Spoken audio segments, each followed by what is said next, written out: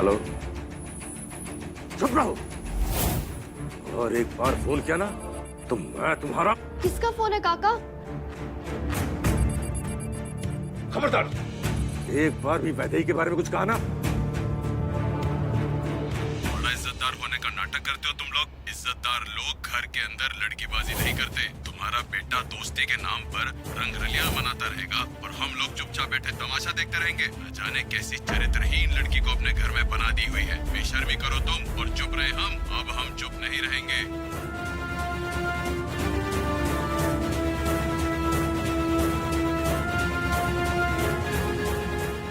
20वां phone है बेटा पिछले 10 मिनट में। ये सब क्या हो रहा है काका? क्या बताएं बेटा।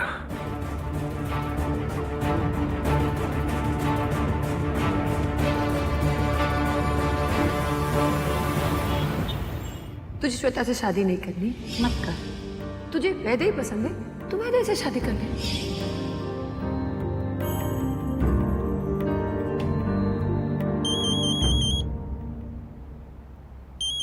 अनुराधा भाभी का फोन।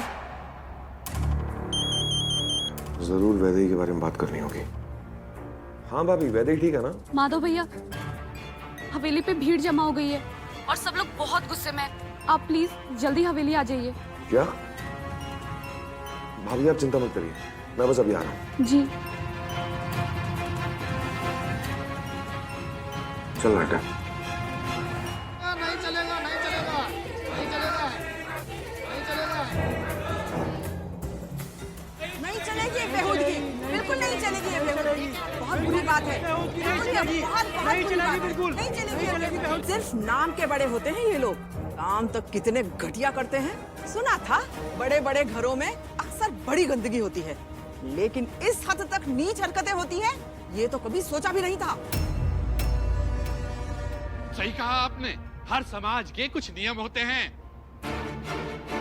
इस घर में जो भी कुछ हो रहा है नियमों के खिलाफ हो रहा है, बिल्कुल गलत हो रहा है। अरे ऐसे लोगों का तो समाज से बहिष्कार कर देना चाहिए। बहिष्कार देना चाहिए। आप सब शांत हो जाएंगे। गिरीश जी, आप बात का बतंगड़ बना रहे। वाह, मैं बात का बतंगड़ बना रहा हूँ? देखिए, उल्टा चोर कोतवाल को डांटे। अच्छा जरा बताइए, क्या रिश्ता है उस लड़की का आपसे? किसी भी इज्जतदार घर में कोई लड़की बिना शादी किए रहती है क्या? अरे मैंने तो सुना है कि आपने उस लड़की को माधव ठाकुर का अकेलापन दूर करने के लिए रखा हुआ है।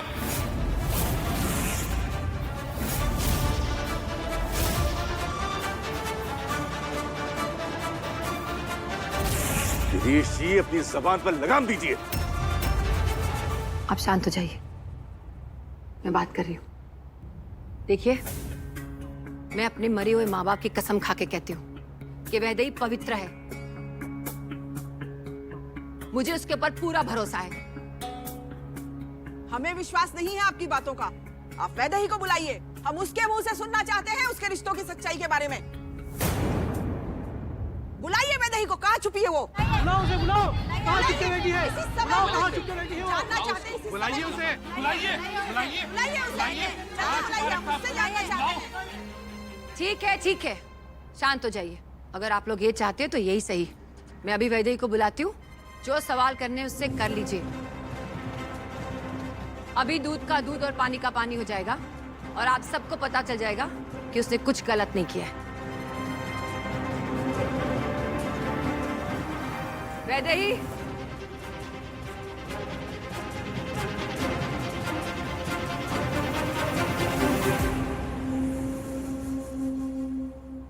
वैदेही,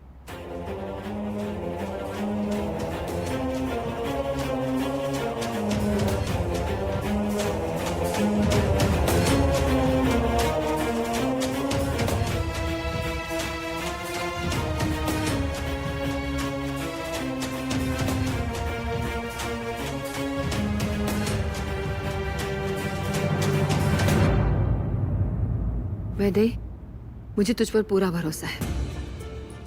मैं जानती हूँ तू सच्ची है, लेकिन आज अगर इन लोगों के सवाल के जवाब नहीं दिए तो ये जिंदगी भर बकवास करते रहेंगे। तू डर मत, तू सच्ची है और सच्चाई की हमेशा जीत होती है। मैं तेरे साथ हूँ।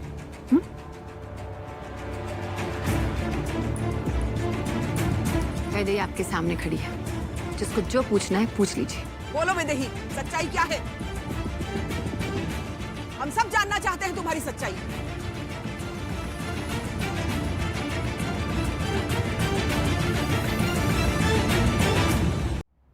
बोलो वैदेही। अरे बोलो वैदेही, बोलो, चुप क्यों हो? जवाब दो हमें।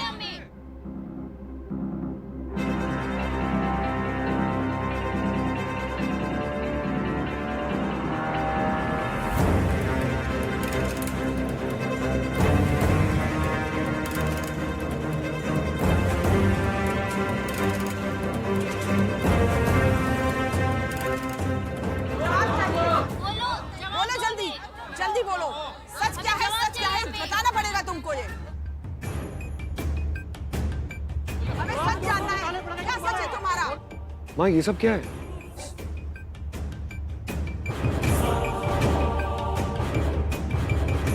वैदेही को बोलने दे, ताकि इन सब का भ्रम दूर हो जाएगा। बोलो वैदेही, क्या रिश्ता है तुम्हारा माधव ठाकुर से? बोल, क्या रिश्ता है? जवाब दे इस बात का। क्या रिश्ता है? जवाब दो हमें, क्या रिश्ता है तुम्हारा माधव ठाकुर से?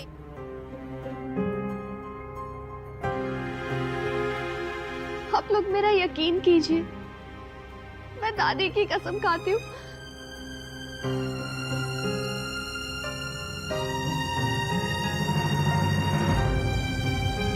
मेरे और माधव के बीच कोई गलत रिश्ता नहीं है। वाह, तू झूठी कसम खाएगी और अब तेरी बात का यकीन कर लेंगे? अरे हमने तो यहाँ तक सुना है कि हस्बैंड वाइफ बोलकर एक ही होटल में रुके थे तुम दोनों। तुझ जैसी लड़की का हमें कोई विश्वास नहीं। बदचलन है तू, बदचलन।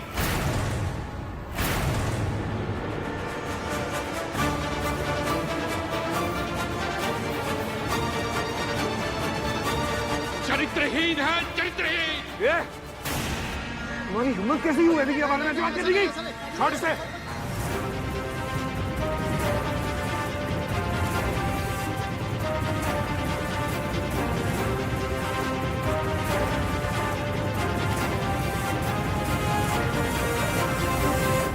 माधव, बात खराब हो जाएगी। माधव, बात बढ़ जाएगी।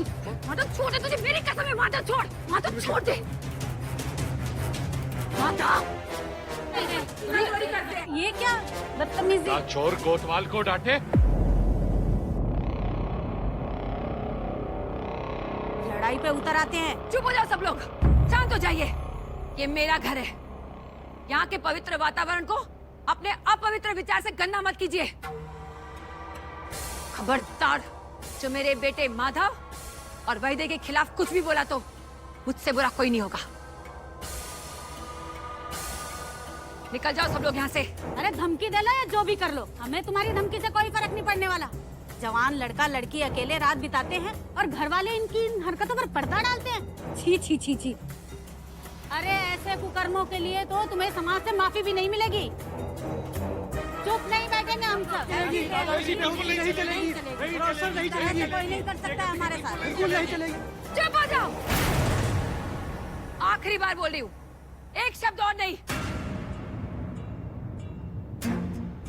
चले जाओ यहाँ से अभी इसी वक्त।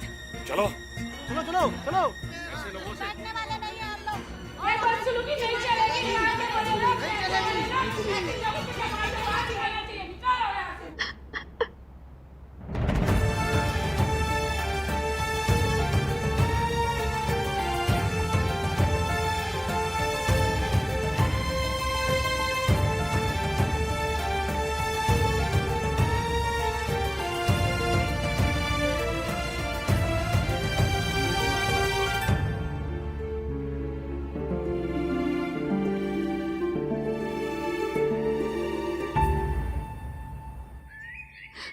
वैदेही, वैदेही संभाल अपने आप को।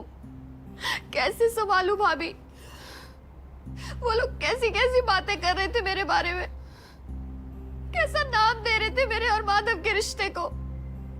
लांछन लगा रहे थे हमारे ऊपर, हमारे इस पवित्र रिश्ते को।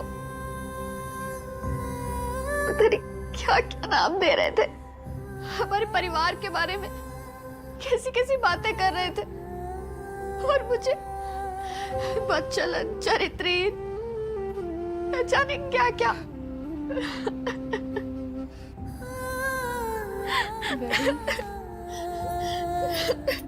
देख, लोग ऐसे ही होते हैं, उनका तो काम है बातें करना, किसी भी बात का बतंगड़ बना देते हैं। तो उनकी बातों पर ध्यान मत दे वैदेही, बल्कि अपनी सच्चाई पर ध्यान दे। तू तो खुद को जानती है ना कि तू सही है, फिर तुझे किसी की बात से कोई फर्क नहीं पड़ना चाहिए। तू जानती है कि माधव भैया और तेरा रिश्ता गंगा की तरह पवित्र है, फिर कोई और क्या बोलता है इस बात से तुझे कोई लेना देना नहीं होना चाहिए। और देख, सासू माँ ने सबके सामने तेरी तारीफ की, फिर तू इतना क्यों सोच रही है? वैदेही, मुझे लगता है तुझे माधव भैया से जाकर बात करनी चाहिए। वो भी तो परेशान होंगे ना, इन लोगों ने माधव भैया का नाम भी तो खराब किया है ना। तुझे माधव भैया से बात कर कर इन सबको मुंह तोड़ जवाब देना होगा। हे भगवान, मैंने तो ये सब सोचा ही नहीं। मैं यहाँ की नहीं हूँ, लेकिन माधव तो यही का है ना, उसकी लोग इज्जत करते हैं। और आज मेरी वजह से लोगों ने उसके नाम पर भी बदनामी का दाग लगा दिया। अब सही कह रही हो भाभी, मुझे माधव से बात करनी होगी, इस समस्या का हल निकालना होगा। मेरे और वैदेही के बीच में कुछ गलत नहीं है, हमारा रिलेशनशिप सिर्फ दोस्ती का ही है। तुझे मुझको सफाई देने की जरूरत नहीं है माधव, तुझ पर और वैदेही पर पूरा विश्वास है। बात यहाँ पे तेरे और वैदेही के रिश्ते की नहीं हो रही है, लोग जो तरह तरह की बातें कर रही हैं उसकी है। बेचारी वैदेही उसको चरित्रहीन, बदचलन, न जाने क्या क्या कह रहे हैं। इन सब में मुझे भी घसीटा जा रहा है। अगर कीचड़ उछला है तो उसकी छींटे मुझ पर भी उड़े हैं। ये तेरी सोच है माधव, ये समाज की सोच नहीं है।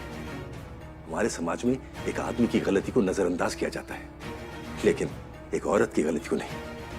पूरी जिंदगी उसे बदनामी और अपने चरित्र पर लांछन को लेकर बितानी पड़ती है। तूने देखा नहीं बाहर क्या हुआ? बेचारी वैदेही को जवाब देने पड़ रहे थे, लेकिन तुझसे किसी ने कोई सवाल नहीं किया। तो आप क्या चाहते हैं कि मैं क्या करूं? अगर मैं लोगों का मुंह बंद करवा पाता ना, तो मैं कब का करवा चुका होता। उन लोगों को बातें करनी वो करेंगे।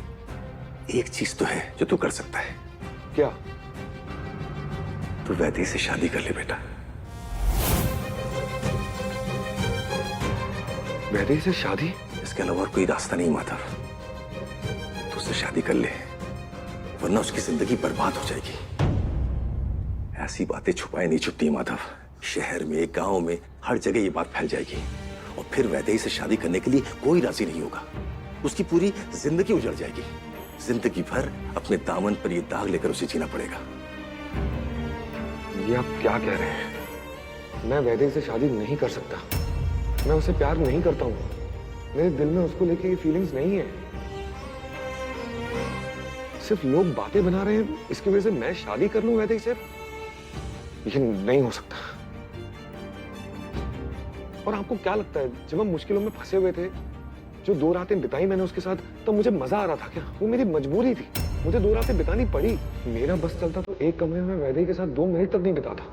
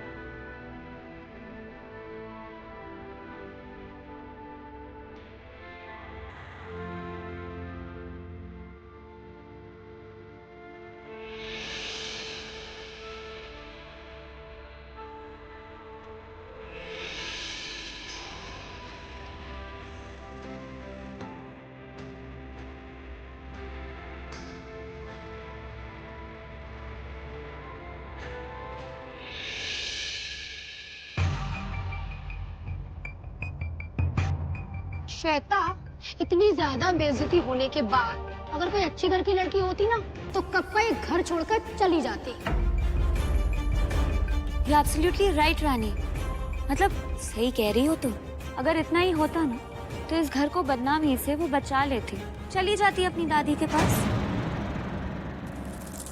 पर क्या करे, कुछ लोग हैं ना इतने ढीठ होते हैं, इतने बेशरम होते हैं कि उनको किसी भी बात का फर्क ही नहीं पड़ता। यहाँ से सुनो, यहाँ से निकालो।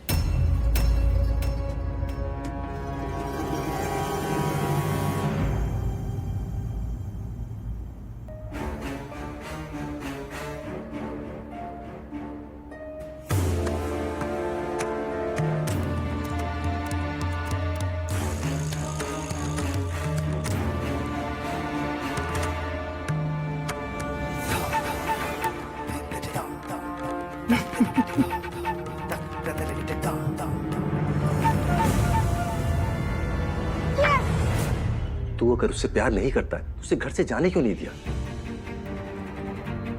कब तक अपने आप से भागता रहेगा माधव? तू ये बात मान क्यों नहीं लेता कि तू वैदेही से बहुत प्यार करता है और इसीलिए उससे दूर नहीं रह सकता है? ये सब इतना आसान नहीं है। मैं वैदेही से दूर रहना चाहता हूं पर रह नहीं पा रहा हूं। उसे परेशानी भी देखता हूं तो मुझे तकलीफ होती है। मुझे नहीं पता ये प्यार है या क्या है, और ये सारी सिचुएशंस मैंने जबरदस्ती क्रिएट नहीं की है। मुझे कुछ समझ में नहीं आ रहा। हर परिस्थिति से बाहर निकलने के लिए दो रास्ते होते हैं, एक सही और एक गलत। तो अपने दिल की आवाज सुनेगा ना तो तेरे कदम खुद ब खुद सही रास्ते की तरफ चलेंगे। तू बस अपने दिल की बात सुन, तू अपने आप इस कश्मकश से बाहर निकल आएगा।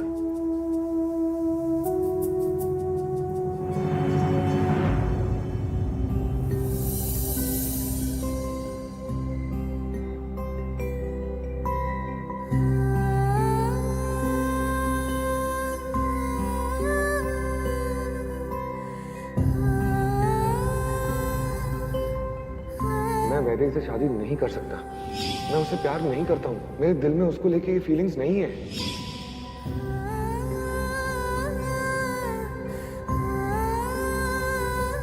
इन सब में मुझे भी घसीटा जा रहा है। अगर कीचड़ उछला है तो उसके छींटे मुझ पर भी उड़े हैं। सिर्फ लोग बातें बना रहे हैं, इसकी वजह से मैं शादी कर लूं वैदेही से? लेकिन नहीं हो सकता। और आपको क्या लगता है, जब हम मुश्किलों में फंसे हुए थे, जो 2 रातें बिताई मैंने उसके साथ, तब मुझे मजा आ रहा था क्या? वो मेरी मजबूरी थी, मुझे 2 रातें बितानी पड़ी। मेरा बस चलता तो एक कमरे में वैदेही के साथ 2 मिनट तक नहीं बिताता। वैदेही,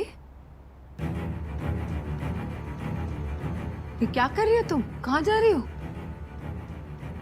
तुम्हें कहीं जाने की जरूरत नहीं है। गलत तुम नहीं हो, गलत वो लोग हैं जिन्होंने तुम्हें चरित्रहीन कहा है, तुम्हारे दामन पर दाग लगाया है।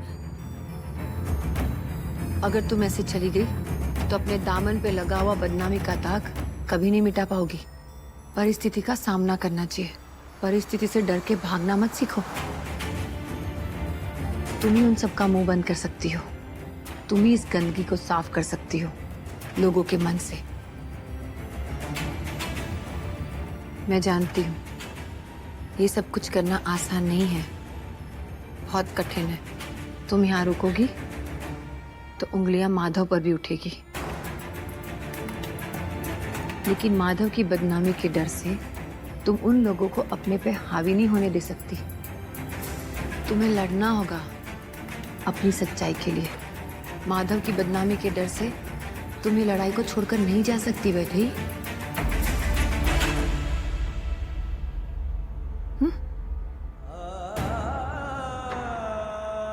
बड़ी माँ, मैं थक चुकी हूँ।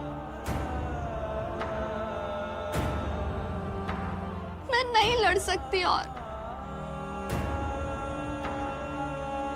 आप मुझे माफ कर दीजिए, पर मेरा यहाँ से चले जाना ही ठीक होगा।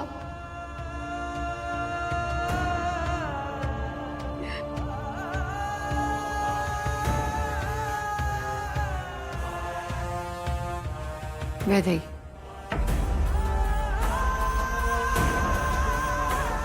अगर तेरी यही मर्जी है तो मैं तुझे रोकूंगी नहीं। मैं छोड़ के आती हूँ। चलो। माधव भैया, वैदेही घर छोड़कर जा रही है।